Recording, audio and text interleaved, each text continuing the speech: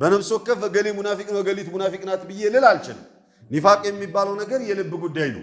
ኢማንም የልብ ጉዳይ ነው። ስለዚህ ውስጥ ያለ ነገር ነው፣ አይታወቅም። ክርክርን በእስልምና ሃይማኖት ልክ ብንሆን እንኳን ክርክርን ከልክሎናል። ለምሳሌ ሐጅ አላህ መላልሰና ሐጅና ዑምራ የገባ ሰው ክርክር የለም ሐጅ ላይ። ክርክር በእስልምና ሃይማኖት የተወገዘ ስለሆነ ነው። 7 ከባባድ ነገሮችን ተጠንቀቁ፣ ራቁ። ሲህር አደገኛ ነገር ነው በኢስላም። ሳሂር አንገቱ መውረድ እንዳለበት ነው የተስማማ ነው። የትኛውም ድግምት የሚሰራና ድግምት የምትሰራን ግደሉ ብለው ዑመር ረዲየላሁ ዐንሁ ለጃለት ኢብኑ ዐበዳ ደብዳቤ ጽፈውልን ደረሰን ይላሉ። ዛሬስ ያ ጀማዓ የሌላ እምነት ተከታይ እኮ የእምነቱን መሪ ሳያምን ቀርቶ አንድ የእምነት መሪ ላልሆነ ተራ ዝም ብሎ ሱቅ ቸርቻሪና ነጋዴ አምቶ እኮ በአቅማዳ አስሮ ብዙ ብሮችን የሚያስቀምጥበት ዘመን እኮ አልፏል። ያ ማንነታችን ነው ኢስላምን ያስፋፋውና አሁንስ የት ላይ ያለ ነው? ሁሉም ራሱን ሊጠይቅ ይገባል።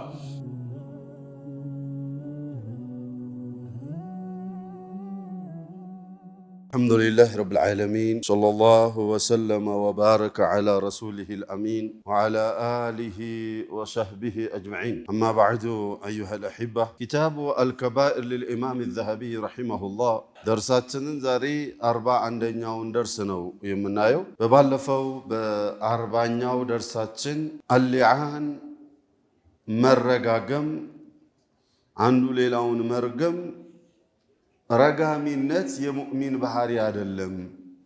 ሙእሚን አይራገምም። በእስልምና ሃይማኖት መርገም የተወገዘ ተግባር ነውና መጠንቀቅ ይበጃል ስለሚለው ዳሰንም ተያይዞ ባሳለፍናቸው ደርሶች ካሁን በኋላም በሚመጡ ድሩሶች ላይ ነብዩ ሰለላሁ ዐለይሂ ወሰለም አንዳንድ ተግባር ያላቸውን ሰዎች ረግመዋል። አላህም ከዛሊክ على لعنة الله على الكافرين وعلى الظالمين يلي تريي القرآن آيات لا يرجمانوች አሉ። إذن ይሄና ያኛው በምን እናጣጥመው በምን እናስማማው ከተባለ በነብዩ አንደበት ሰለላሁ ዐለይሂ ወሰለም ከذلك በአላህ አንደበት የተረገሙ ሰዎች እርጉማን ናቸው። እነሱ መጀመሪያውኑ ተረግመዋል። ግን ሙእሚን በባህሪው በትንሽ በትልቁ የሚራገም አይደለምና እርግማንን እንጠንቀቅ እንራቅ ነው አስተምሮ። ነብዩ ሰለላሁ ዐለይሂ ወሰለም የረገሟቸው ግለሰቦች የሀገር ጠንቆች፣ የማህበረሰብ እንቅፋቶች፣ የማህበረሰብ ጠንቆችና ችግሮች ስለሆኑ እነዛ አይነት ሰዎች የተረገሙ ናቸው። ለምሳሌ من عمل عمل قوم لوط ብለው ረግመዋል። من أتى امرأته على دبرها ብለው ረግመዋል። وكذلك آكل الربا وموكله وكاتبه وشاهدي እነዚህና መሰሎቹ ማአት የተረገሙ ሰዎች አሉ። የግብረ ሰዶማውያንን ተግባር የተገበረ ባለቤቱን ከጀርባው በኩል የተገናኘ ከጀርባው በኩል وكذلك ወለድ የበላ እንደገና ጉቦ የበላ የተለያዩ እርግማኖች አሉ። እነዚህ ተግባሮች ሀገር አጥፊ ተግባር ስለሆኑ ስፔሻል ተደርገው የተረገሙ ተግባሮችና ሰሪዎቹም እንደዛው እርጉም ናቸው። ግን ዝም ብሎ በትንሽ በትልቁ መረጋገም እንዳሌለብንም ኢስላም አስተምሯል። እሺ تعال ወደ ዛሬ ደርሳችን እንግባ። قال المؤلف غفر الله له ولنا ولكم ولسائر المسلمين الكبيرة الخامسة والأربعون الغدر 45ኛው ከባድ ወንጀል እዚህ ኪታብ ላይ الغدر وعدم الوفاء بالعهد غدر ብሎ ማለት ክህደት፣ ቃል ማፍረስ፣ በቃል ኪዳን አለመገኘት። ይሄ ከባድ ወንጀል ነው። ያጠፋፋል፣ ያገዳድላል።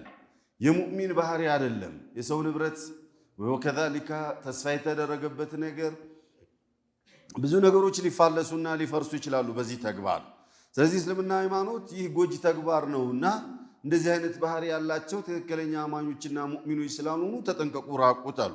قال سبحانه وأوفوا بالعهد إن العهد كان مسؤولا وأوفوا بالعهد ቃል ኪዳናችሁን ሙሉ إن العهد ምክንያቱም ቃል ኪዳን ካነ መስኡለን ሁላችሁም በቃላችሁ የምትጠየቁበት ነገር ነውና ከዚህ አንድ ሰው ቃል ሲገባ ለአላህም ይግባ እርስ በርሱም ቃል ይጋባ ቃል በሚገባበት ሰዓት ያ ቃል ኪዳኑ የሚሞላ መቻል ሆነ ማሆን አለበት። የማያሟላው የማይተገብረው ነገር ላይ ቃል መግባት የለበትም። ከገባ ደግሞ ግዴታ በራሱ ላይ አድርጓልና ቃሉን መምላት አለበት። وقال الزجاج رحمه الله كل ما أمر الله به أو نهى عنه فهو من العهد الله ያዘዘበት ነገር በሙሉ ብሎም እንድንሰራው ያዘዘው እንድንቆጠበውና እንድንከለከለው የከለከለው ነገር በሙሉ አህድ ነው። ስለዚህ ይህንን ስሩ ሲለን አለስቱ ቢረቢኩም ያለ ጊዜ በላ ወረቢና ብለናል። እኔ ጌታችሁ አይደለም ያለን ጊዜ አዎን አንተ ጌታችን ነህ ብለናል። ጌታ እስከሆነ ድረስ ያዘናል ይህን ተግባር ተግብሩ ብሎ፣ ጌታ እስከሆነ ድረስ ይከለክለናል ይህን ተግባር ተግብሩ ብሎ። ስለዚህ ለመታዘዝ ዝግጁ ነን። ሰሚዕና ወአጣዕና ፈእሙርና ቢማ ተሻእ ወነሕኑ ሙጢዑነ ለክ ብለናል። እኛ ታዛዦች ነን ለአንተ በፈለግከው እዘዘን የፈለግከውን ከልክለን ዝግጁ ነን ለመታዘዝም ለመከልከልም ብለናል። አላህ በሚያዘን ጊዜ ካልተገበርን የሚከለከለንን ካልተከለከልን ትላንትና የገባነውን ቃላችንን ዞረን አፈረስነው ማለት ነው። ስለዚህ ኢነል ዐህደ ካነ መስኡለን አለ። ወቃለ ተዓላ ያ አዩሃ አለዚነ አመኑ ኡፉ ቢልዑቁድ እናንተ ያመናችሁ ሰዎች ሆይ አቅዳችሁን ሙሉ። አቅድ ብሎ ማለት ሁለት ሰዎች በመስማማት የሚቋጥሩት የስምምነት ቃል ማለት ነው። አቅድ ነው። በቃ ይሄንን ነገር ተገብራለሁ ይሄን ነገር እንደዚህ ያደርጋለሁ ብለው ሁለቱ ተስማምተው የወሰኑት ነገር አለ። ያንን የወሰናችሁበትን ነገር ቃል ኪዳን የገባችሁበትን ነገር አሟሉ። አቅዳችሁን አታፍርሱ። ለምሳሌ የሆነ ቃል መገዛዛት ውል ስንጻጻፍ ያ ውል አቅድ ይባላል። አንድ ሴትና ወንድ ለመጋባት ተስማምተው ሲስማሙ ያ የተጋቡት ቃላቸው አቅድ ይባላል። ኢዘን እነዚህና መሰል ነገሮችን ኡፉ ቢልዑቁድ የገባችሁበትን ቃል ኪዳን የተስማማችሁበትን ነገር ፈጽሙት፣ ወደ ኋላ እንዳትሉ። ቃለ አልዋሒዲዩ ወቃለ እብኑ ዐባስ ፊ ሪዋየቲ አልዋቢልይ ረሒመሁሙላህ አልዑሁዱ እዚህ ጋር ዑሁድ የተባለው ያዕኒ ማ አሀለላህ ወማ ሐረም ወማ ፈረደ ወማ ሐደ ፊል ቁርአን አላህ ሐላል ያደረገው አላህ ሐራም ያደረገው አላህ ሐላል ያደረገውን ነገር ተጠቀሙ፣ የታዘዛችሁትን ተግብሩ፣ ሐራም ያደረገውን ነገር ተጠንቀቁ፣ ራቁ። ወከዛሊከ ወማ ሐደ ገደብ ያደረገውን ነገር ገደቡን አትለፉ። ለምሳሌ አላ ኢነ ሊኩሊ መሊኪን ሒማ አላ ኢነ ሒማላሂ መሓሪሙሁ ከማ ቃለ አልሐቢብ ለእያንዳንዱ ንጉሥ የራሱ የሆነ ክልል አለ። ለምሳሌ ኢትዮጵያ የሆነ ክልል አለ። ያንን ክልል አልፋለሁ ብሎ የሚመጣ ኃይል ካለ ኢትዮጵያ ክልሏን ለማስከበር መዋጋት የግድ ይላታል። የትኛውም ሀገር ከዛሊክ ኢዘን ለእያንዳንዱ ሀገር ለእያንዳንዱ መሪ የራሱ የሆነ ክልል አለው። ያ ክልል ከታፈለፈበት ድንበሩን ለማስጠበቅ በሙሉ እንደሚታገለው ሁላ የአላህ ክልሉ ገደቡ ደግሞ መሐሪሙሁ ያስከበራቸውና ሐራም ያደረጋቸው ነገሮች ናቸው። እነሱን ተጠንቀቁና ራቁ አሉ ነቢዩ ሰለላሁ ዐለይሂ ወሰለም። ኢዘን ወማ ሐደ ፊል ቁርአን ቁርአን ውስጥ ከዚህ ገደብ ማለፍ የለባችሁም ብሎ ያለፉ እንደሆነ እንደዚህ አይነት ቅጣት ይቀጡ ተብሎ የተወሰነው የተፈረደው ፍርድ ያ ሐድ ይባላል። ለምሳሌ አሳሪቁ ትቅጠዑ የዱ ሌባ እጁ ይቆረጣል። አልቃቲሉ ዩቅተል አሲኑ ቢሲኒ ወልዐይኑ ቢልዐይኒ እነዚህ ሐድ ይባላሉ። እነዚህ ነገሮች በሙሉ ያንን እንተገብራለን ብላችሁ ሙስሊሞች ሆናችኋል። ያንን ለመተግበር ፍርድ ከተፈረደባችሁ እሺ እንተገብራለን ብላችሁ ቃል ገብታችኋል። ዞራችሁ ስታቀበቁ ደግሞ እንዳታፈርሱት ያንን ቃላችሁን። ወሃከዛ ኢዘን አውፉ ቢልዑቁድ ማለት ይሄ ነው ይላል። ወቃለ አድሐኩ ቢልዑሁድ የሚለው የመጀመሪያው ኢነል ዐህደ ያለው ቦታ ላይ አለቲ አኸዘ አላሁ ዐላ ሃዚሂል ኡማ በዚህች ኡመት ላይ አላህ ያስገባት ቃል ኪዳን ናት። አው አንዩፉ እንዲያሟሉ ዘንዳ ቢሃ ሚማ አሐለ ወሐረመ አላህ ሐላል ያደረገውና ሐራም ያደረገውን ሐላሉን ለመተግበር ሐራሙን ለመቆጠብ ቃል ገብታችኋል። ያንን ጠብቁና ተግብሩ ለማለት ነው። ወማ ፈረደ ሚነ ሰላቲ ለምሳሌ ሰላትን ግድ አድርጎባችኋል። እንሰግዳለን ብላችሁ ሙስሊሞች ነን ብላችሁ ተነስታችኋል። ሰላትን ጊዜውና ስርዓቱን ጠብቃችሁ መስገድም ቃል ማሙላት ነው። ወሳኢሪል ፈራኢድ የትኛውም ፈርድ የሆነ ነገር ጾምም ይሁን አጅም ይሁን ምንም ግድ የተደረገባችሁን ነገር ለመፈጸም ቃል ገብታችኋልና ያንን ቃላችሁን ሙሉ። ወልዑሁድ ወከዛ እንደዚያውም ደግሞ ዑሁድ የተባለው ዑሁድ ቃል ኪዳን የተባለው አልዑሁዱ ጀምዑ አህድን የትኛውም አህድ የሚባለው የአህድ ጀምዕ ነው ይላሉ። ይሄ ግራማቲካሊ ወይንም የቋንቋ አማርኛ ነው። አልዓቅዱ ቢማዕና አልዑቁድ ወሁወ አለዚ አሕከመ ዓቅድ ብሎ ማለት የሆነ ነገር የተቋጠረ ወይንም ሁለቱ ተስማምተው ፈርደው ወስነው የቋጩት ያሰሩት የተስማሙበት ነገር ማለት ነው። ማ ፈረደ አላሁ ዐለይና አላህ በእኛ ላይ የፈረደብን ነገር ሐከመሁ ያኒ ፈረደሁ ቃለ ሱብሓነሁ ያ አዩሃ አለዚነ አመኑ ኩቲበ ዐለይኩም ሲያሙ ያኒ ፍሪደ ዐለይኩም አስሲያሙ ሁኪመ ዐለይኩም ቢአነሁ ፈርዱን እንድተገብሩት ዘንዳ በእናንተ ላይ ተፈርዷል ተወስኗል እንደማለት ነው።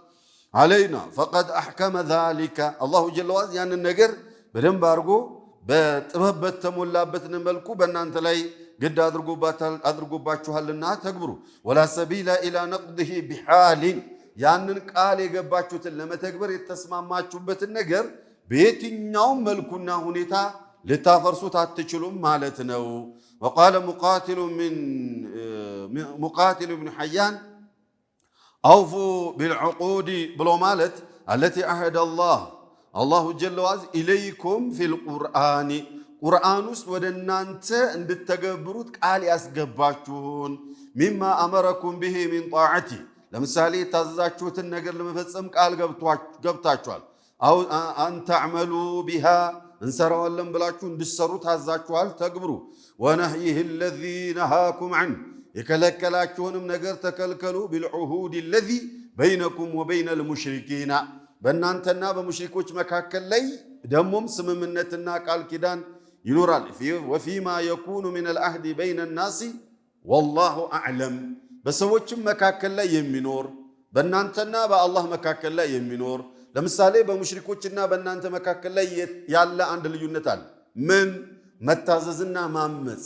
ለምሳሌ አልዓህዱ አለዚ በይነና ወበይነሁም ሰላት ፈመን ተረከሃ ፈቀድ ከፈራል። ይህንን ነው አልዑሁድ አለዚ በይነኩም ወበይነል ሙሽሪኪን የሚለው በእኛና በሙሽሪኮች በካህዲያን መካከል ላይ በአጋሪያን መካከል ላይ ያለው የቃል ኪዳን ልዩነት አሉ ነቢዩ ሰለላሁ ዐለይሂ ወሰለም።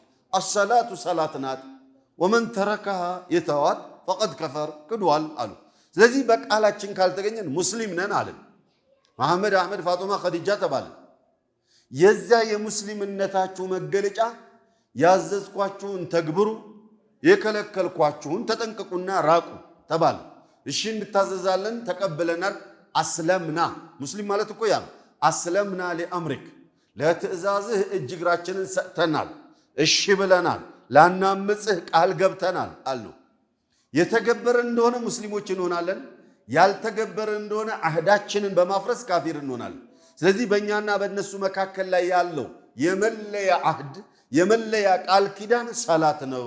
ሰላትን የተዋት ቃል ኪዳኑን አፍርሷል። ቃል ኪዳኑን ያፈረሰ ደግሞ ይከፍራል ነው መልእክቱ።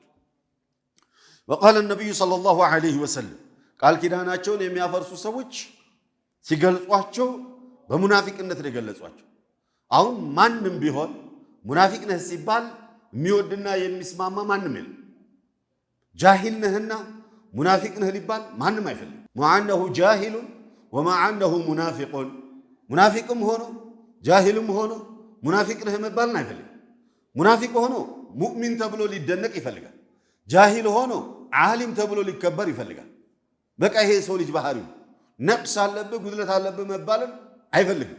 የሰዎችን ጉድለትና እንከን መቁጠር ነው ሰው የሚፈልገው። ስለዚህ አሁን የሙናፊቆች መገለጫቸው እነዚህ አራት ነገሮች ናቸው አሉ ነቢዩ ሰለላሁ ዐለይሂ ወሰለም።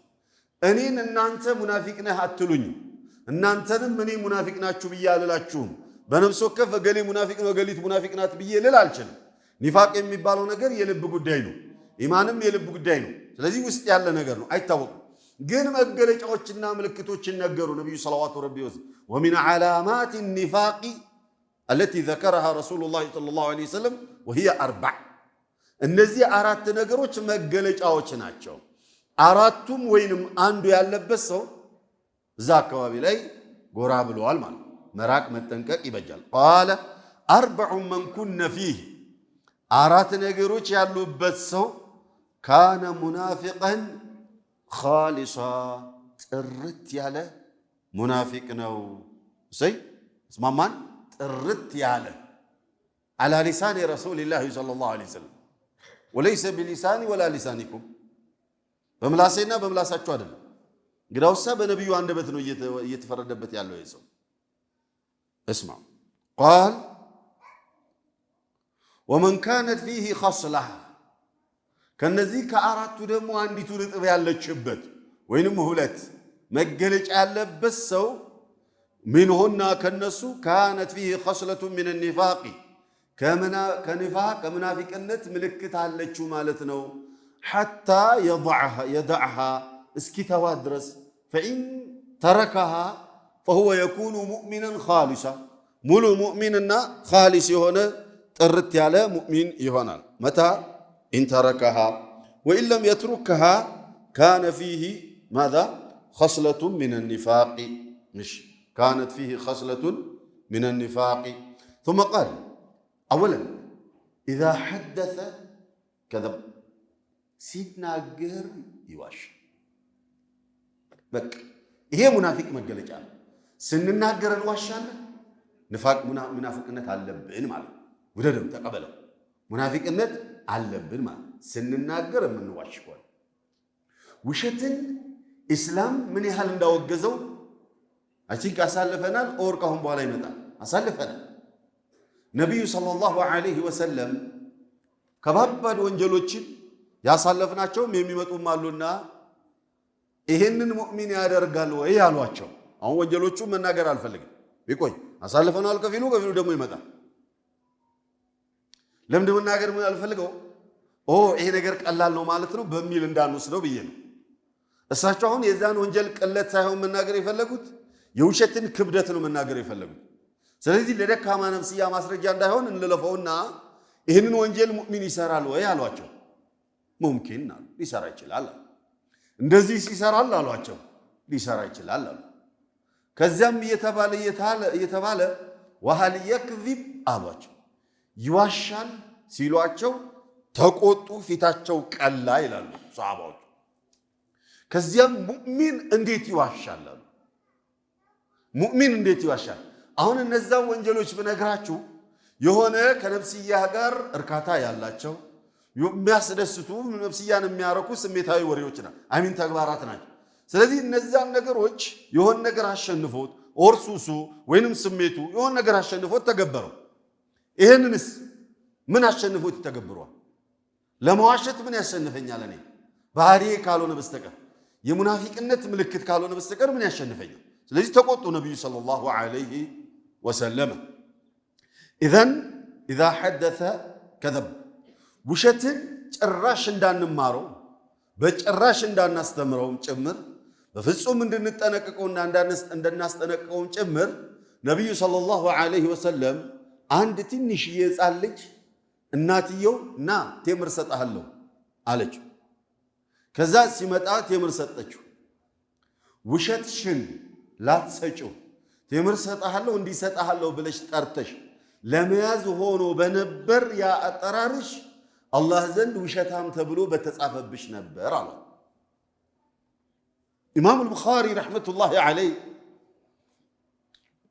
لا حديث بميصفو ساعة شرطاتشو سلسلاتشو مسفرتاتشو ማሟላት አለበት መስፈርታቸው ማሟላት አለበት በቀጥታ እኔ ሰምቻለሁ የሚል ሰው ማግኘት አለባቸው ትልቁ ሰነዳቸው እሱ ስለዚህ ከአቡ ሁረይራ እኔ ሰምቻለሁ አቡ ሁረይራስ አሉ ተባለ ሳይሆን ከአቡ ሁረይራ እኔ ሰምቻለሁ ከአነስ እኔ ሰምቻለሁ ፍላን እኔ ሰምቻለሁ በቃ ለዚያም ነው ሐዲሳቸው ኪታባቸው በዛ ደረጃ ጠንካራ ይሆናል تمام በቁርአን ቀጥሎ የተባለው ለዛ ነው እነዚህ ይሄ መስፈርታቸው ነው በዚህ መስፈርት መሰረት አንድ ሐዲስ የሰማ እንደዚህ አይነት ሀገር አለ ተብለው የወር መንገድ ተጓዙ لا غريب ሰለፎቹ በዚህ መልኩ አንድ ሐዲስ ለመስማት የወር መንገድ ይጓዛሉ እንታ ሰሃባ እንኳን ይጓዙ ነበር اذا እዛ ሲሄዱ ኢማም አልቡኻሪ ረህመቱላሂ ዐለይሂ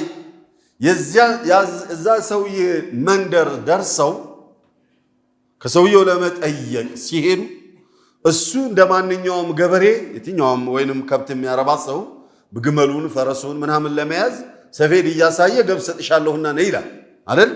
ገብስ እንደሚሰጥ መልኩ ብሎ ጠራና ልክ በቅሎይቱ እሱ ጋር ስትመጣ ሰፌዱን ጣለውና በቅሎውን ያዛት።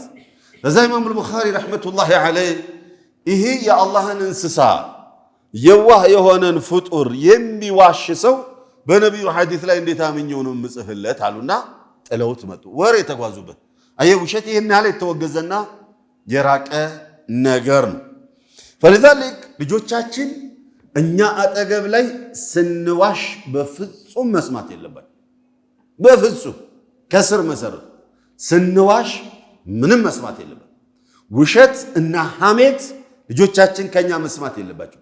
ውሸታምና ሐሜተኞች ይሆናሉና المهم إذا حدث كذب بوشتم بيهون أمين بقلدم بيهون مواشتن يتوى نبي صلى الله عليه وسلم قال قبتو لتعالى الله بجنة وست بقلدم بيهون كركرنم يتوى كركر حق أنيا هون انقوان كركرن يتوى بقلدم بيهون مواشتن يتوى بلو قال قبتو النبي صلى الله عليه وسلم ጀነት ውስጥ የተለየ ቪላ ቤት እንደሚሰራለት ብዙ ቃል የገቡባቸው ቦታዎች አሉ። ስለዚህ ውሸት በእስላም የተወገዘ ነው። ሙስሊም አይዋሽ። ወትሮን ይባል የነበረው ሙስሊም ከዋሸ ነገር ተበላሸ ነበር። እስልምና ሃይማኖት አንዱ የተስፋፋበት ሚስጥር በተለይ ኢትዮጵያ ውስጥና አፍሪካ ሀገራት ላይ አንዱ የተስፋፋበት ሚስጥር በአረቡ ዓለም ላይ የመናውያን መጥተው በንግዱ ተሰማርተው ነበር አይደል? አይዋሹም፣ ቃላቸውን አያፈርሱም፣ የሰው ሐቅ አይበሉም። እነዚህ ሶስቱ ስፔሻል የሆኑ ማንነታቸውና መገለጫቸው ለእስልምና ሃይማኖት መስፋፋት አንዱ መሰረት ነበር። ዛሬስ ሙስሊሞች በዛ ማንነት ውስጥ አለን?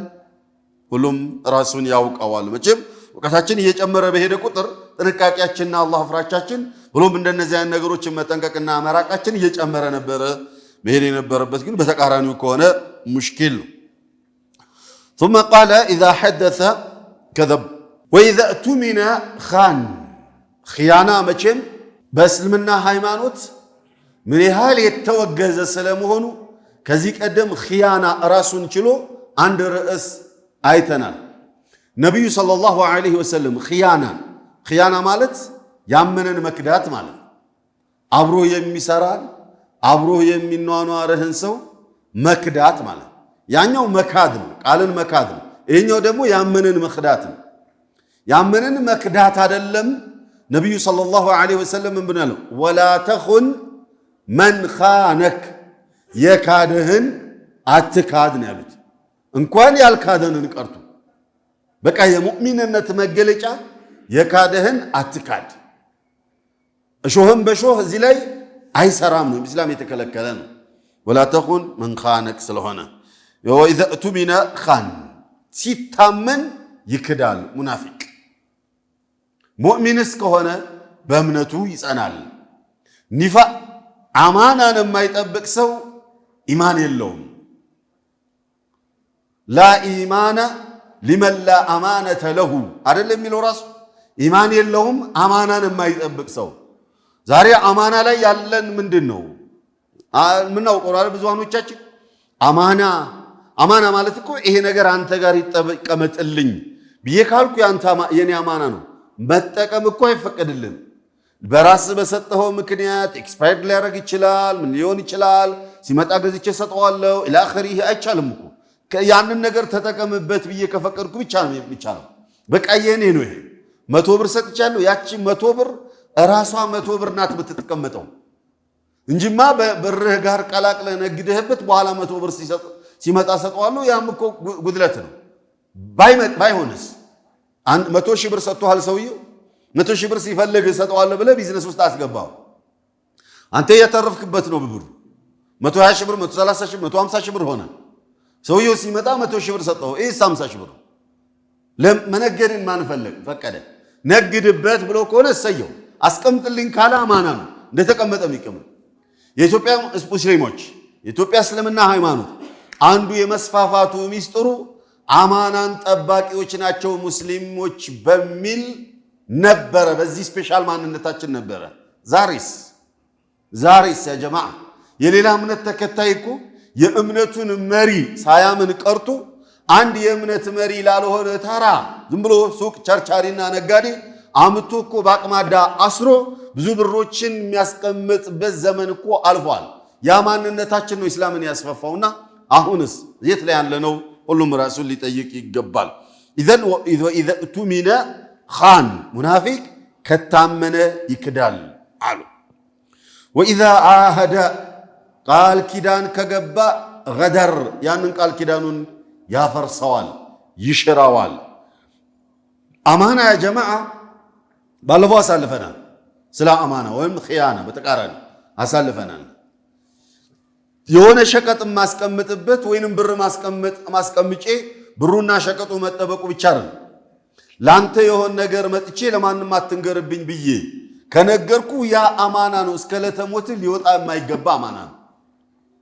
ለምሳሌ قال الحبيب صلوات ربي وسلامه عليه إذا حدثك رجل بحديث ثم التفت يمينا وشمالا ولسان حاله يقول إني أخشى ألا يسمعني أحد يالكون يالو إذن وإذا التفت يمينا وشمالا قالوا النبي صلى الله عليه وسلم لا أنت سينقره قراك أن ينياي ينقرك اندهانا ይሄንን አሁን የምነግርህን ነገር ለማንም አትንገርብኝ እያለክ ነው። በዚህ ብቻ አትንገር እኮ አላለህም። እሱ የሆነ ነገር አማክርሃለሁ ብዬ መጥቼ ብሎ ወሬውን ጀመረና እንዲና እንዲ ብሎ አየ። በቃ አማና ነው አንተ ጋር ያስቀመጥኩት ይሄንን ሚስጥር ለማንም አትንገርብኝ ማለቱ ነው። ደብቅለት አሉ። تعالوا أبو بكر الصديق رضي الله عنه حفصان ጠየቁ። ዑስማን حفصان ጠየቁ። ነብዩ ዑመር رضي الله عنه አልመለሱም፣ ዝም አሉ። ዑስማን ትንሽ ቀር አላቸው ከዑመር ጋር በነበራቸው አላቃ። አቡበከር ጀንተልማን ናቸው፣ ጠየቁ፣ ፈቃደኛ አልሆነም፣ መልስላላ፣ ዝም አሉ። ስለ አልመለሰላቸውም ዝም አሉ። ዑስማን ግን ትንሽ ቀር አላቸው። ከዚያ በኋላ ሐፍሳን ነብዩ አገቧት ሰለዋቱ ረቢ ወሰላሙ ዐለይሂ። ከዚያ ዑመር መጡና ለዑስማንም ለአቡበከርም ኻሰተን ለዑስማን ባለፈው ስትጠይቀኝ መቼም ካንተ የተሻለ ሰው ለልጄ ማንም እንደማይመጣ እርግጠኛ ነኝ። ካንተ ማስቀድሞ ማንም የለም። እሺ ያላልኩህ እኮ ነብዩ ስለሷ መልካምነት ሲያወሩ ሰምቻለሁኝ። ስለዚህ ምናልባት ለትዳር ፈልገዋት ሊሆን ይችላል። በቀጥታ አልነገሩኝምና ፈልገዋት ሊሆን ይችላል። እኔ ደግሞ የነብዩን ሚስጥር ማውጣት አልፈለኩም። አየህ የነብዩን ሚስጥር ማውጣት አልፈለኩም። አማና ለማንም አትንገር ፈልጊያታለሁ አላሉትም እኮ። ግን በሐሳባቸው በእንደው በዝም ብሎ ባዝማሚያ ይታወቃል አይደል? አዝማሚያቸውን ሳይ ሐፍሳን ማግባት የፈለጉ ይመስለኛል። አንተ መተህ ጠይቀኝ፣ አቡበክር ሲጠይቀኝ እንደዚህ እስቲ ነብዩ አስበዋታል መሰለኝ ብሎ ማለት የሳቸውን ሚስጥራቸውን ማውጣት ነው የሚሆንብኝ። ይሄ ደግሞ አማናን መብላት ነውና ለዛ ነው የደበቁት። በዚህ ደረጃ ሙስሊም ጥንቁቅ ነው። በዚህ ደረጃ ሙእሚን ጥንቁቅ ነው።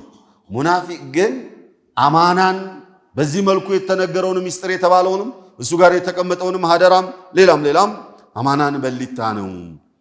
ሙናፊቅ ሀገር ይሸጣል እንኳን ሌላው ቀርቶ፣ ሙናፊቅ ዲኑን ይሸጣል እንኳን ሌላው ቀርቶ፣ ብቻ ጥቅም ማግኘት መቻል አለበት። ወኢዛ አሐደ ገደር ወደዚህኛው ስመለስ ማለት ወኢዛ አሐድ ቃል ኪዳን የገባ እንደሆነ ገደር ኢነል አህደ ካነ መስኡለን ሊጠበቅ ይገባል። ወኢዛ ኻሰመ ፈጀር በሆነ ነገር ሲከራከር ግርር ይላል። ሙእሚን የሚከራከርበት ነገር በማስረጃ ታግዞ ከተነገረው እሙሩን ዲንያ አው ዱንያዊያ ኻሳ ዓማ ምንም ይሁን ምን የዲን ጉዳይ ይሁን የዱንያ ጉዳይ ይሁን የግል ህይወቱ ይሁን ጠቅላይ የሀገር ጉዳይ ይሁን የማህበረሰብ ጉዳይ ምንም ይሁን ምን የሚከራከርበት ነገር በማስረጃ ታግዞ ከተነገረው ልክ አለመሆኑን እሱ ካወቀ እጅ ይሰጣል። እኔ ተሳትቻለሁኝ፣ ማስረጃው ልክ ነው፣ እናንተ ያላችሁት ልክ ነው ብሎ እጅ ይሰጣል። ሙናፊቅ ግን ካፈርኩ አይመልሰኝ ነው ባህሪ። በቃ አንዴ ብሏል፣ እሱ ያለው ነው ልክ። አንተ ያልከው ልክ ነው እስካላልከው ድረስ በቃ ነገሩ ክርክሩ አይቋጭም። ክርክርን በእስልምና ሃይማኖት ልክ ብንሆን እንኳን ክርክርን ከልክሎናል። ለምሳሌ ሐጅ አላህ መላልሰና ሐጅና ዑምራ የገባ ሰው فمن حج البيت فلا رفث ولا فسوق ولا جدال አየ ክርክር ማለት ነው። في الحج ክርክር የለም ሐጅ ላይ ክርክር በእስልምና ሃይማኖት የተወገዘ ስለሆነ ነው።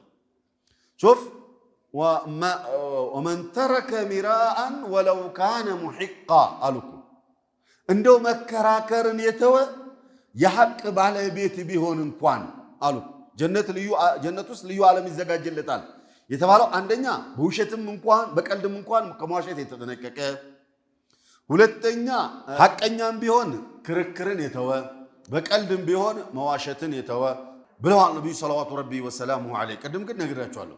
ለማንኛውም አሁን የሐቅ ባለቤት እኛ ያመጣነው ነገር ልክ ቢሆንም እንኳን የምንከራከረው በልኩ መሆን መቻል አለበት።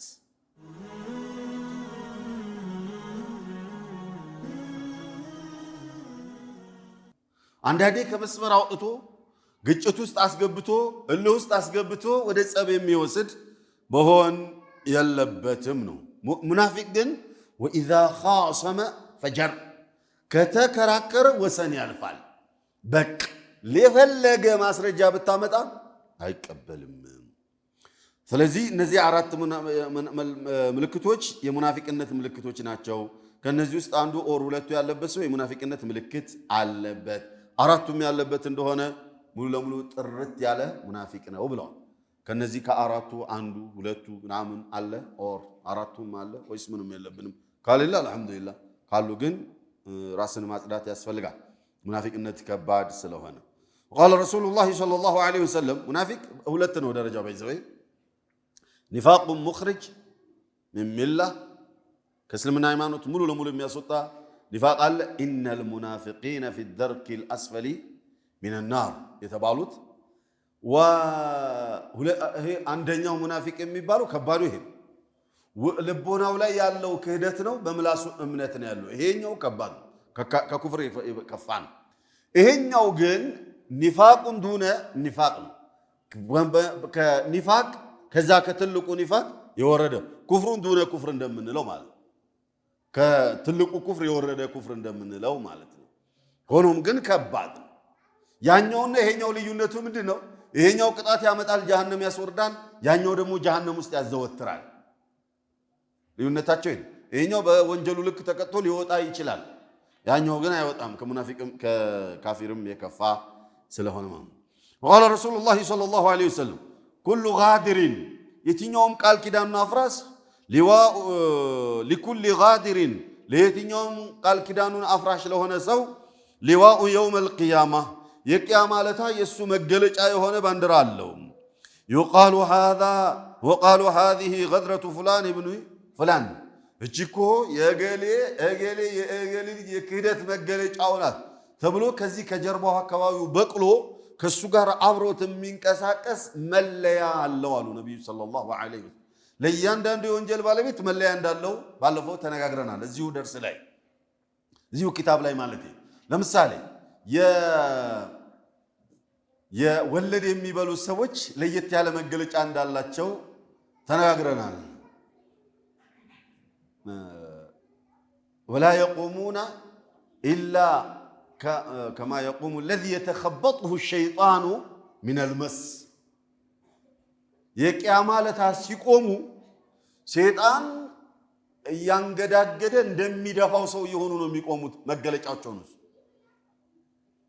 ሸይጣን የያዘው ሰው ሩቃ ወይንም መድኃኒት ሲደረግለት እንደፋደፋል፣ ይቆማል፣ ይወድቃል፣ ይደፋዋል፣ ትንሽ ይሄዳል፣ ይወድቃል ምናምን ኢላኺሪ መገለጫቸው እንደዛ ነው ብለዋል። ለካ አዙሪት የያዘው ሰው አዙሪቱ እንደሚደፋው እንደዛ የሆኑ ነው የቂያማ ለታ የሚቀሰቀሱት ወለድ የሚበሉ ሰው መገለጫቸው። የሙናፊቃኖችም መገለጫቸው ለየት ያለ ሊዋ አላቸው አሉ ነብዩ ሰለላሁ ዐለይሂ ወሰለም። وقال رسول الله صلى الله عليه وسلم يقول الله عز وجل ثلاثة أنا خصمهم يوم القيامة ሶስት ሰዎች እኔ ነኝ መከራከራቸው እኔ ነኝ መፋረዳቸው አለ አላሁ ጀለ ወዐዝ።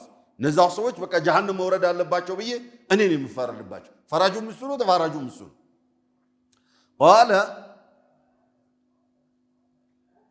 قال رسول يقول الله هذا حديث القدسي رجل أعطى بي ثم غدر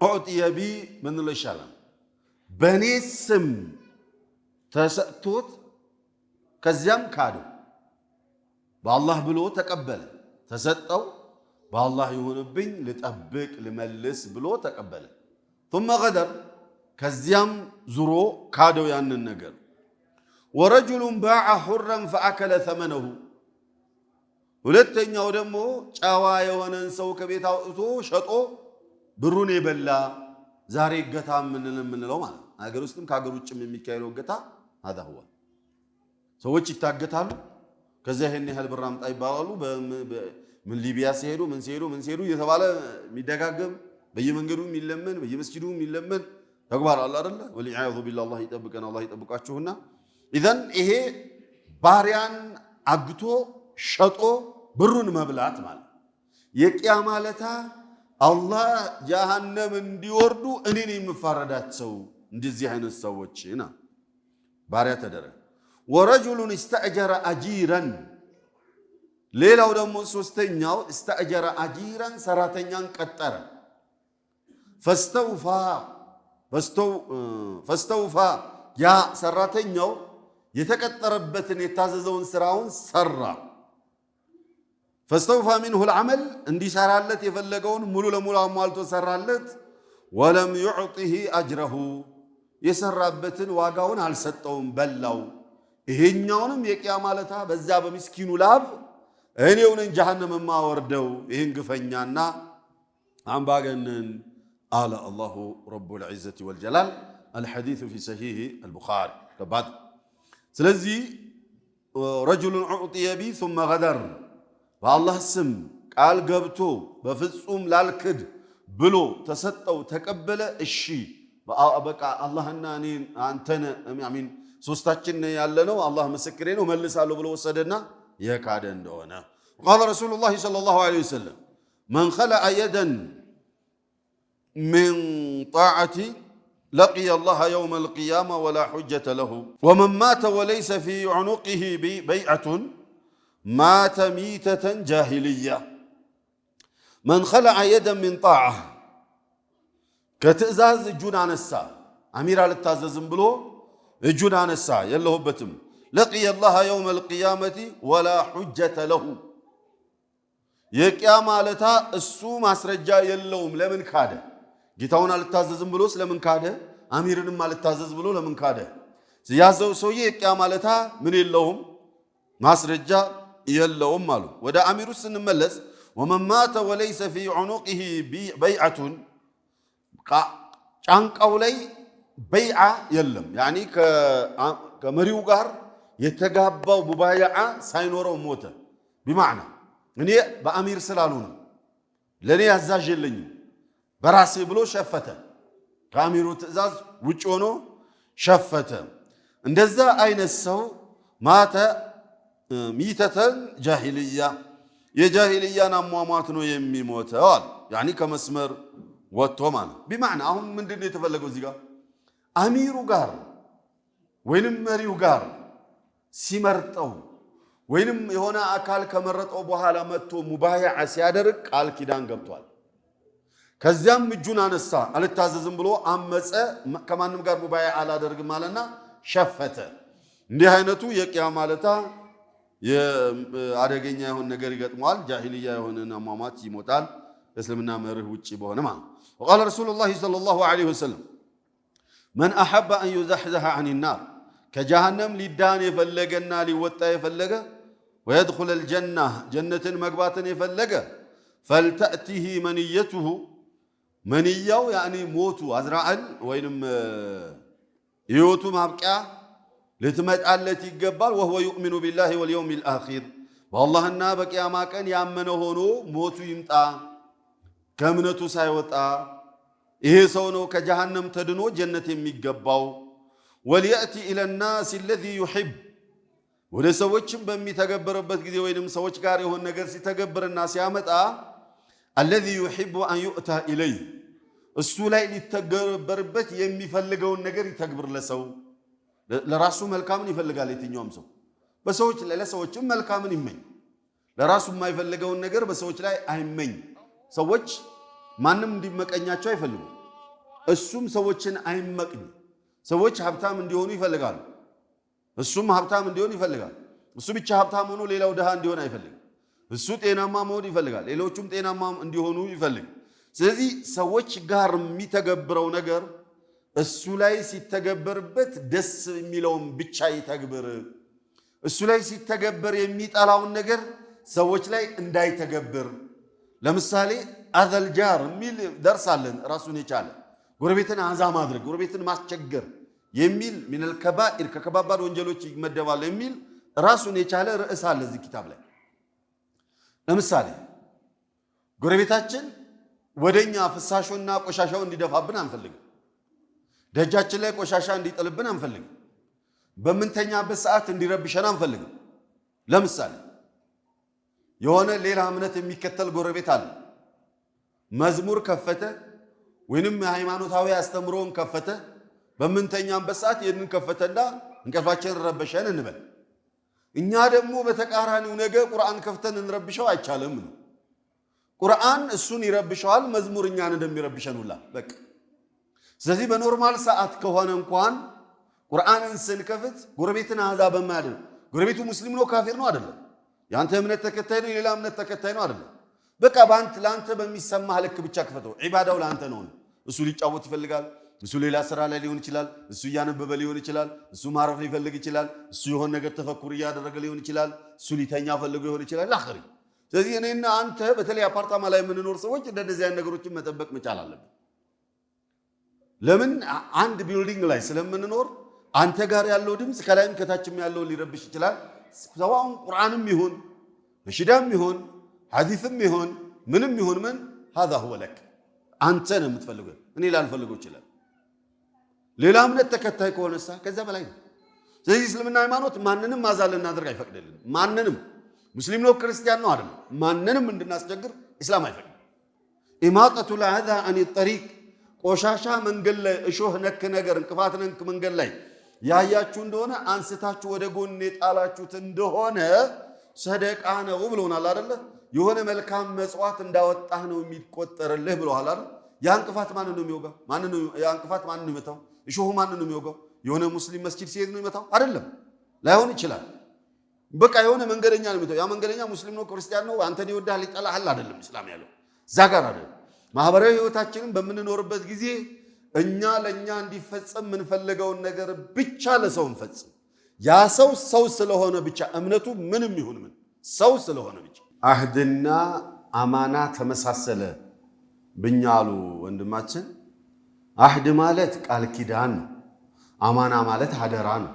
ይለያያል ሀደራ ይሄንን ሀገር ሀደራ አስቀምጥልኝ ይሄ ሚስጥር ሀደራ ለማንም አትንገርብኝ ነው ቃል ኪዳን ደግሞ እኔና አንተ የሆነ ነገር ለመፈጸም የተጋባነው ቃል ኪዳን ለአላህ የገባሁት ቃል ነው ለአሚሬ የገባሁት ቃል ነው ለአኺሪ ልዩነታቸው እንደዚህ ነው ግልጽ ከሆነ قال وليأتي إلى الناس الذي يحب أن يؤتى إليه ሰዎች ጋር ሲተገብር የሆነ ነገር እሱ ላይ ሲተገብርበት የሚያስደስተውን ብቻ ይተግበር ለሰዎች ለራሳችን የማንፈልገው መጥፎ ነገር በሰዎች ላይ ከመተግበር እንጠንቀቅ በቃ ሙእሚንነት ይሄ ነው ሙእሚን ስነ ምግባሩ انما بعث لأتمم مكارم الاخلاق እኔ የተላኩት مكارم الاخلاقን ላሟላ ነው አሉ يعني መልካም ስነ ምግባርን ላሟላ ነው አሉ الغزالي رحمه الله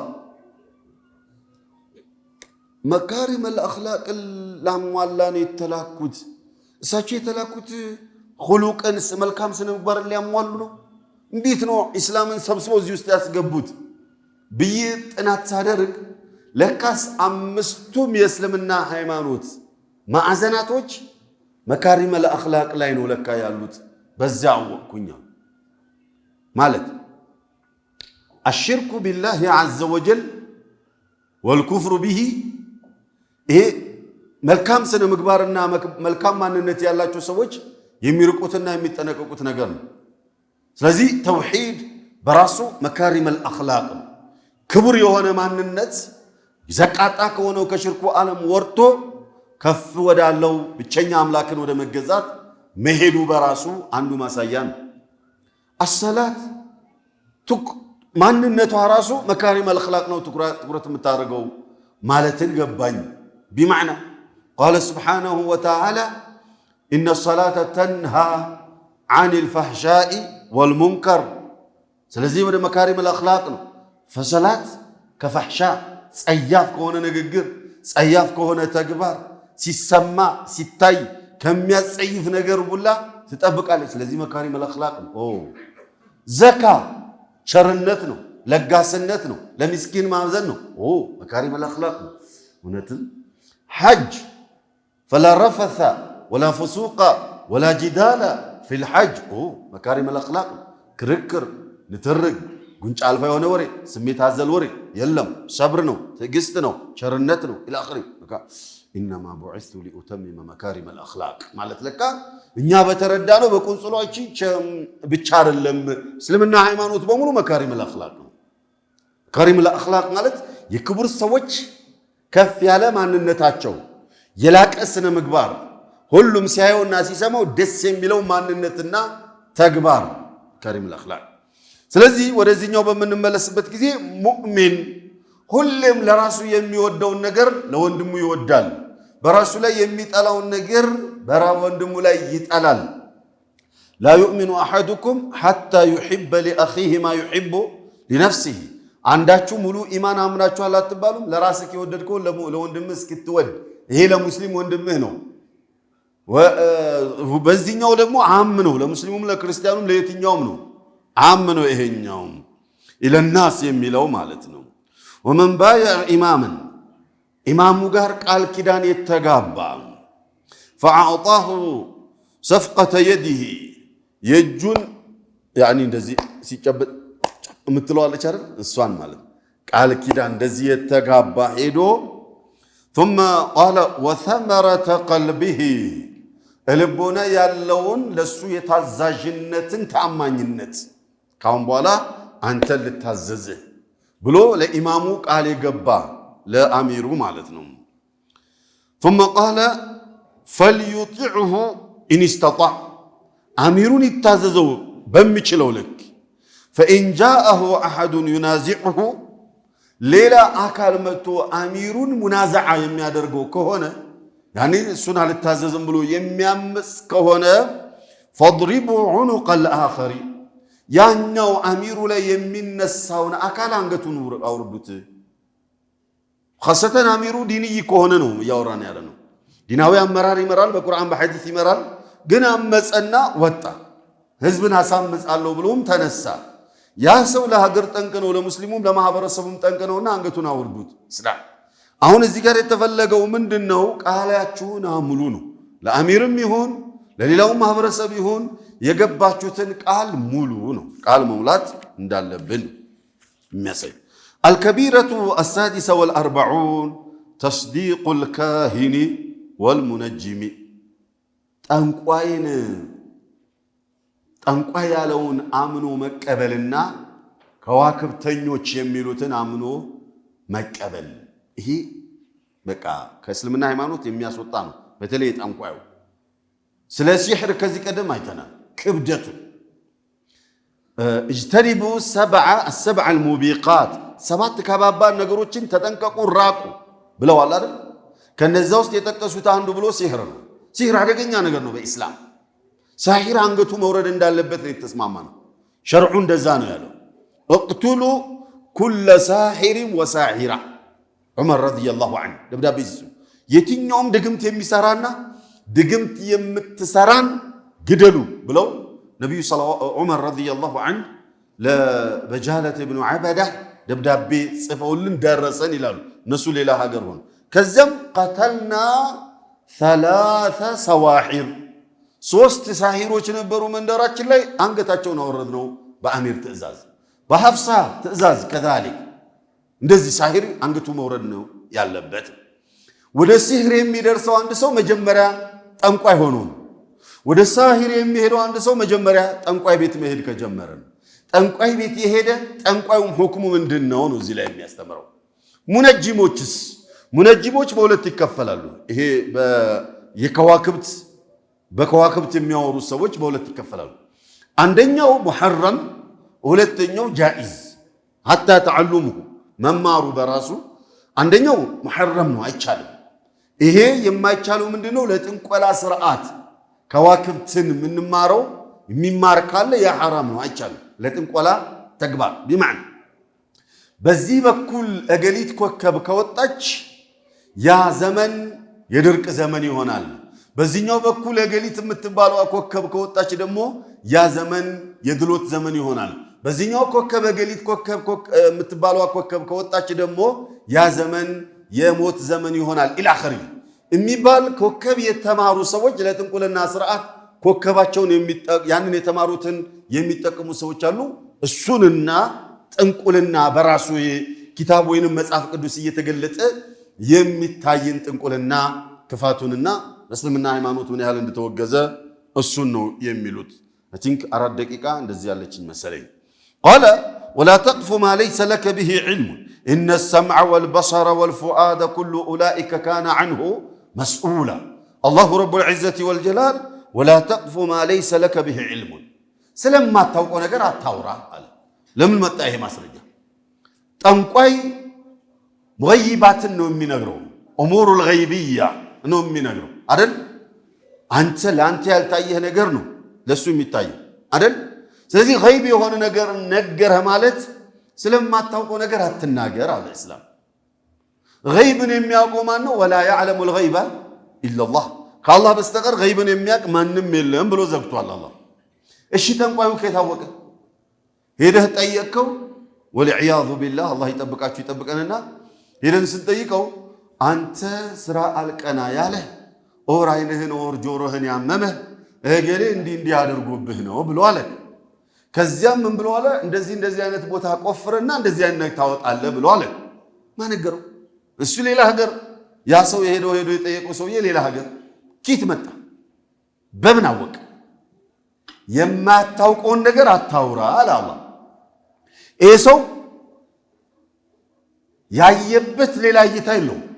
እኔ ቤቴ ላይ የተከሰተውን ነገር እኔ ቤት ውስጥ ያለው ሰው ያላወቁትን ሌላ ሀገር ሄጄ ጠይቄው እሱ ቤቴ ላይ ለዛውም እንደዚህ አይነት ቦታ ላይ እንደዚህ አይነት ኮርነር ላይ እንደዚህ ሆኗል ብሎ ቢነግረኝ ከታወቀው ይሄንን ካል ማዕሩፍ አንድ ለሱ ያንን መረጃ የሰጠው አካል አለ ማለት። መረጃም ማን ሰጠው? ቤት ውስጥ ያለ አገልጋይ፣ ቤት ውስጥ ያለ ወንድም፣ ቤት ውስጥ ያለ ሰው ምናምን ነው አይደለም። እንግዲያውሳ የኔንም ቤት የሱንም ቤት በነፃነት መግባትና መውጣት የሚችል አንድ ኃይል አለ፣ መንፈስ ወሆ ሸይጣን አውል ጂን። ሸይጣን ነው ሄዶ ሊነግረው የሚችለው። ስለዚህ ገይብ ሊያቅ ዘንድ ማንም አይችልም፣ ጠንቋይ ወይንም ሳሂር ካልሆነ በስተቀር። ለጥቅል ዕውቀት እንዲሆነን አንድ ሰው ጠንቋይ ነው ድግምተኛ ነው ስለሚለው መለያው ያ ሰው ቃልቻ ይሁን፣ ያ ሰው ቄስ ይሁን፣ ያ ሰው ነቢይ ይሁን፣ ያ ሰው ፓስተር ይሁን፣ ምንም ይሁን ምን ያ ሰው ጠንቋይ ነው ስለሚለው ማሳያው ማንነቱ ምንም ይሁን ብያቸዋለሁ።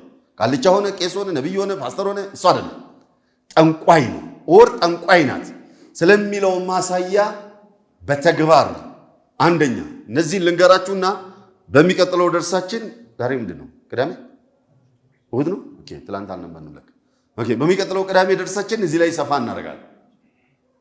አንደኛ ጠንቋይ የሆነ ሰው የመጀመሪያው ጥያቄ ስም ነው። ሁለተኛው ጥያቄስ የአባት ስም ነው አይደል? ዓለም ላይ የትኛው መስሪያ ቤት ስትገባ ስምህን ከዛም የአባትህን ከዛም የአያትን ነው ይጠይቃል። ብቸኛው መስሪያ ቤት ይሄንን ስርዓት የማይከተል ከስምህ ቀጥሎ የእናትህን ስም የሚጠይቅ ብቸኛው መስሪያ ቤት የጠንቋይና የድግምተኞች መስሪያ ቤት ብቸኛው። ስለዚህ የመጀመሪያው ጥያቄ ያ ሁለተኛው እነዚህን ያንተን ስም የእናትህን ስም ከጠየቀ በኋላ የምትፈልገውን ነገር ለማድረግ ለየት ያሉ ነገሮችን እንድታደርግ መጠየቅ ነው። ለምሳሌ ለየት ያለ ልብስ፣ ቀይ ልብስ ለብሰና ነጭ ልብስ ለብሰና እንደዚህ አድርግ ሊል ይችላል። ያንን ያዘዘህን ነገር ሲተገበር ከዚያም ለየት ያለ ከለር እንድታርድ ማድረግ ነው። ለምሳሌ ነጭ ዶሮ ረድ፣ ጥቁር ዶሮ ረድ፣ ገብስማ ዶሮ ረድ፣ ዛጎልማ ዶሮ ረድ፣ ልበ ወርቅ ዶሮ ረድ፣ ነጭ በግ ረድ፣ ነጭ ላም ረድ፣ ነጭ እንቁላል ረድ፣ ዋትኤቨር ኢት የሆነ ነገር እንድታርድ። ሶስተኛው ያንን በምታርድበት ሰዓት የጌታን ስም እንዳጠራ ማዘዝ ነው። ሙስሊም ከሆነ ቢስሚላህ እንዳይል፣ ክርስቲያን ከሆነ በስማም እንዳይል መከልከል። ለምን ቢስሚላህ ከተባለ ያ ጠንቋዩ ኦር ድግምተኛው የሚሰጠው ተልኮ የሚሰጠው ሰይጣን አለ ተላላኪ። ቢስሚላህ ከተባለ ወይንም በስመ አብ ከተባለ ያ ሰይጣን ይርቅበታልና በሱ ሳቤ ስለሚርቅ ቢስሚላህ ያለበት ቦታ ላይ ስለማይገኝ ሰይጣን ቢስሚላህ እንዳትል ማድረግ ነው። ሶስተኛው ከታረደ በኋላ ደሙን የሆነ የቤትህ ክፍል ላይ ኦር በሆነ ነገር ላይ ከብት ላይ ይሁን ግንባር ላይ ይሁን ምናምን ቦታ ላይ ደሙን እንድታስደካ ማድረግ። እነዚህና መሰል ነገሮችን ሲያዝ ጠንቋይ መሆኑ ሊታወቅ ይገባል። ሳሒር መሆኑ ሊታወቅ ይገባል። فلذلك ይሄንን ተግባር የሚተገብርን ሰው እስልምና ሃይማኖት ካፊር ነው የሚለው። ሊያስተገብርም የሆነውን ሄደውን ሰው ካፊር ነው የሚለው። የጠንቋዩ ክፍርና ጥንቁልና ቤት የሄደው ሰው የኩፍሩ በደረጃቸው ሊለያዩ ይችላል እንደ እምነታቸው። ግን ጥቅል የሆነን መርህ ነብዩ ሲናገሩ መን አታ ዓራፈን አው ካሂነን ፈሰደቀሁ ቢማ የቁል ፈቀድ ከፈረ ቢማ ኡንዚለ ዓላ ሙሐመድን። ጀነራል ነው። አንድ ሰው ጠንቋይ ዘንድ ሄዶ ጠንቋዩ ያለውን አምኖ ከመጣ በእኔ ላይ በወረደው ክዷል አለ። ያ ጠንቋይ ቃልቻ ነው በለው ምን ነው በለው ምን ነው ችግር የለብንም። እሱ ብቻ ጠንቋይ መሆኑን ብቻ ተቀበሉልኝ። ቄስ ነው ቃልቻ ነው ምናምን ነው እሱ አይደለም። ጠንቋይ በመሆኑ ከተስማማን አሁን ባልኳችሁ መሰል ነገሮች ሄደን ጠይቀ ነው ያለው ልክ ነው ብለን ከወጣን በነብዩ ሰለላሁ ዐለይሂ ወሰለም በወረደው ክዷል አሉ። እሱም ምንድነው? በቁርአን ክዷል አሉ። በቁርአን ከካደ ምን ቀረው? ሰው ከእስልምና ሃይማኖት ወጣን። ስለዚህ ገይብን ሊነግረን የሚችል ማንም የለም ከጠንቋይና ከድግምተኛ በስተቀር። ገይብን የሚናገር በሙሉ ፈዕለሙ ፈአነሁ ሳሂሩን አው ካሂኑን ፈሕዘሩሁ ልንጠነቀቅና ልንርቅ ይገባል። ከአላህ ጋር የሚያጣላ ተግባር ስለሆነ ሳሂርን ቃለ ስብሓነሁ ወተዓላ ወማ ከፈረ ሱለይማኑ ወላኪነ ሸያጢነ ከፈሩ ዩዓሊሙነ ናሰ አሲሕራ። ሱለይማን አልከፈረም፣ ሸያጢኖች ናቸው የከፈሩት። ምክንያቱም ሰዎችን ሲሕር ያስተምራሉና። ሲሕር ድግምትን መማር፣ ጥንቁልናን መማር፣ ኮከብ ትምህርትን መማር፣ እንደዚህ ሶስቱም ወደ ጥንቁልና ስርዓት ይወስዳሉ። ጥንቁልና ስርዓቱ ደግሞ ወደ ኩፍር ይወስዳል፣ ወደ ሲሕር ይወስዳል። ወደ ሲሕር የሄደ ሰው ይመከራል። አንዴ፣ ሁለቴ፣ ሶስቴ ሸሪዓ ፍርድ ቤት ዳኛ ወይንም አሚር ይመክረዋል። እንዲህ ካለ አንገቱ መውረድ አለበት። የሸሪዓ ትእዛዝ